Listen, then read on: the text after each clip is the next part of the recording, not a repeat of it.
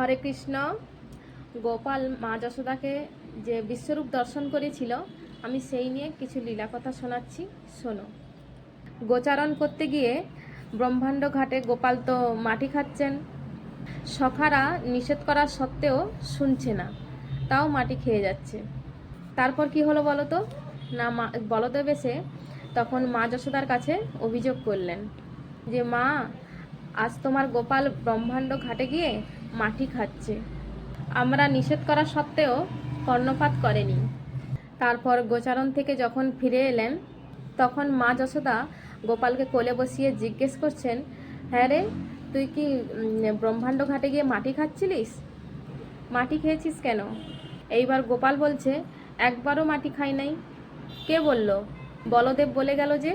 যখন বললেন যে বলদেব বলেছে, তখন গোপাল তার মাকে বলছে, দেখো, আমি তোমার সঙ্গে কোনো তর্ক করতে চাই না। মাটি খেলে কিছু মাটি তো জীবের মধ্যে থাকবে। আমি মুখ খুললাম, তুমি দর্শন করো।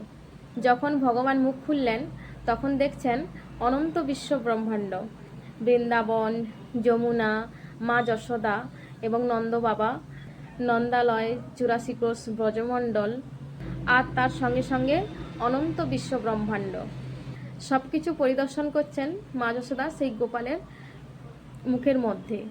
যোগমায়ার দ্বারা আবার যখন যোগমায়া তার সেই শক্তি যখন তুলে নিলেন, তখন মা যশোদা বলছেন, এটা কি আমার স্বপ্ন নাকি? আমি যখন আমার গোপালকে আমার বুকের দুধ পান করাই, তখন ধরে না, মুখের দুপাশ থেকে পড়ে যায় নিচে।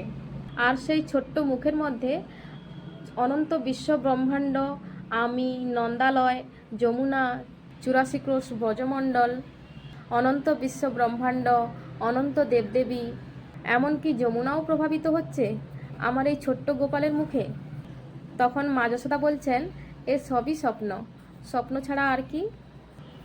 তখন মা যশোদা গোপালকে বলছে, তুমি যেই হও না কেন, তুমি আমার ছেলে, ব্যাস।